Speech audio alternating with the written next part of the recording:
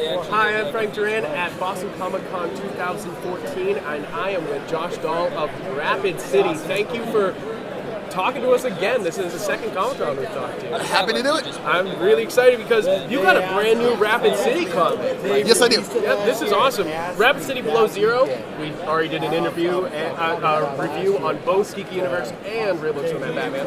But where did this all start? Where did Rapid City Below Zero start?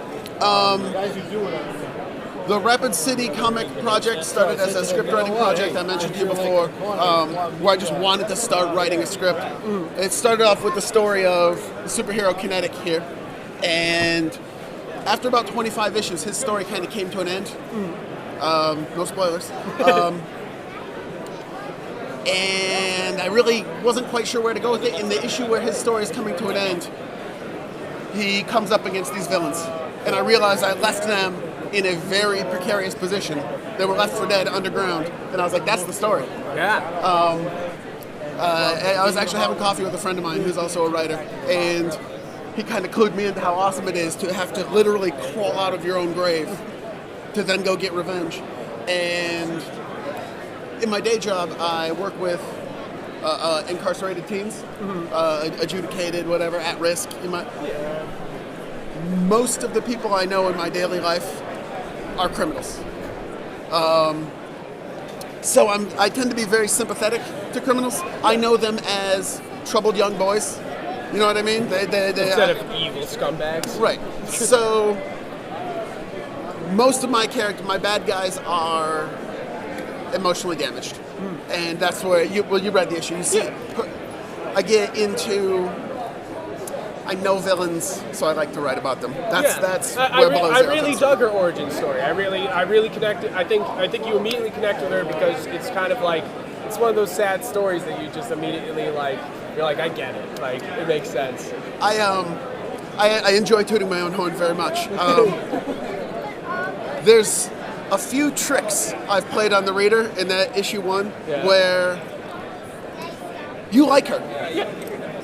And that is me straight up manipulating you into liking her. I'm going to reveal a little something here. She's a villain. She's bad. If you notice, even though you liked her and became sympathetic towards her, she didn't do anything good. And she didn't help anyone. She didn't say anything nice. She didn't take any positive action in the world.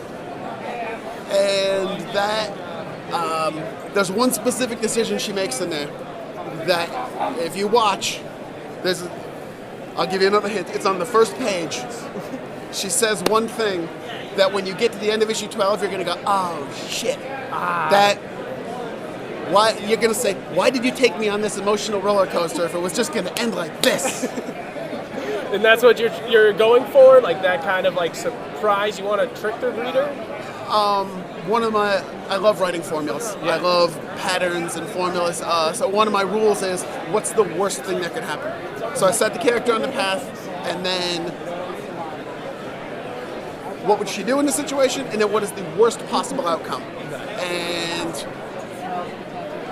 the second issue features her trying to kill herself by drinking herself to death while walking further and further into a lake. Oh, wow. And it's kind of a high point for her. That is like the best her story gets, and it just gets a whole lot worse after that. I like torturing my characters. I love the design of Icicle and Pile Driver. Where did the design of these guys come from?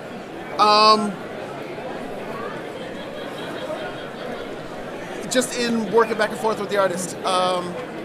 Was Icicle like a character? Like, you created her for Rapid City, but yes.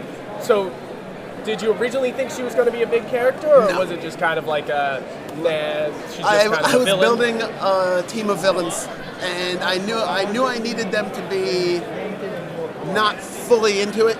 Yeah. I knew I needed them to be kind of 1 foot in, 1 foot out for the story to work, and that's just where they came from. And I knew I needed certain power sets for my villain team. I needed a teleporter, I needed energy powers, I needed a flyer, and they filled in. That's awesome. Now, this is, you just said 12. Is there going to actually be 12 issues of Rapid City Below Zero? Knock on wood. There's 12 issues written. Awesome. There may be more. I hope so. When can we expect? I know issue number 1 just came out, but when is issue number 2 going to be heading? Issue this way? 2, which I want to show off again, this beautiful work here. Right now, my artist Sean Langley is working in gray tones, Awesome. which the original issue is all just straight black. So it might take him a little bit longer, but he's got the time to focus on it now. So That's great I'm to hoping hear. for mid-September. Awesome. Yeah. That's great to hear. So you already completed the scripts for Rapid City Below Zero. What is next for you then? I have a few things. One of my other rules that I don't often follow, but they sort of do what you hate rule. Legend has it that's how Penn and Teller got into magic. They hated magic, so they're like, well, let's do it. I'm working on a science fiction romance story because I do not like either of those genres. And it's about two young lovers who meet, and the man is teleported away. And she has to bring him back into the universe. Wow, crazy. With love and parkour. That sounds awesome. That's how most things get done around here. Love and parkour. Absolutely. Now, is there anything you'd like to plug before we're out? Through our Facebook page, Sean and I collaborate live. Instead of just sending me his artwork, he posts it on Facebook. And when I say you have to fix that or change that, it's all out there for everyone to see. That's called the Rapid City Comic Open Studio. Wow. And I would love for more people to watch it happen. That's great. That's great. Well, thank you, Josh. I hope you have a great rest of your Boston Comic Con. Thank you. All right. See you later.